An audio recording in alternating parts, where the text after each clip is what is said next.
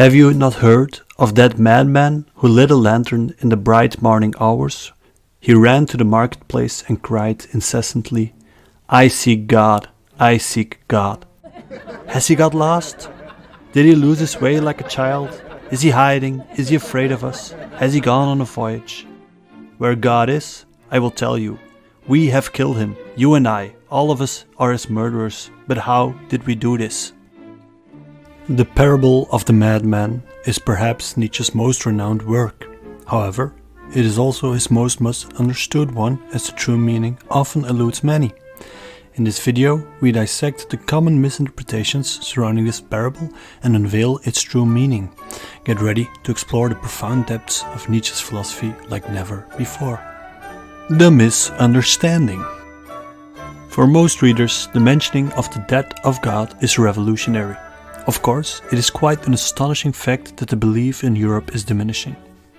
Christianity has been the guiding light for the past 2 millennia. But it is not that Nietzsche is famous for recognizing Christianity's demise. In the history of philosophy, one finds tons of mentions of the declining belief in God long before a big old mustache philosopher mentions it. Philosophers such as David Hume, Baruch Spinoza and even Kant mention or allude to the fact that God plays a less central role. In the Parable of the Madman, most read that God is dead and deduct for themselves that this God was the foundation for morality. In their reasoning they are of course right, and the connection between religion and morality is heavily emphasized in this text.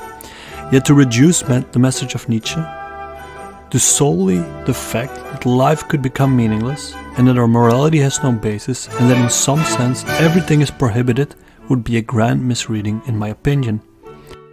It is this very idea of meaninglessness and prohibition that attracts many young people into Nietzsche. Yet in no way does Nietzsche imply that the death of God is a good thing and that we should embrace the nihilistic consequences that it brings with it. As the madman mentions, how could we drink up the sea?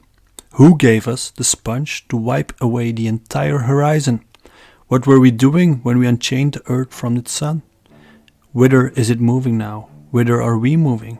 Away from all suns? Are we not plunging continually? Backward, sideward, forward, in all directions? Is there still any up or down? Are we not straying as through an infinite nothing? Do we not feel the breath of empty space? Has it not become colder? Is it a night continually closing in on us? Do we not need the light lanterns in the morning? There are vast consequences to the fact that God is dead, and the looming threat of nihilism is one of them. So what then is the true meaning of the Parable of the Madman? Let us delve deeper into the meaning of the death of God. Nietzsche's statement that the death of God is caused by us is a provocative one. We are his killers. The demise of religious belief is not merely a passive event but rather a consequence of human actions. We are the perpetrators of this theological assassination. In the history of philosophy, Nietzsche recognizes a process where the focus on the human individual and his critical thinking reduces religious belief. Nietzsche has a stark warning for the aftermath that comes with the death of God. The influence that Christianity has had on the lives of European people is immense.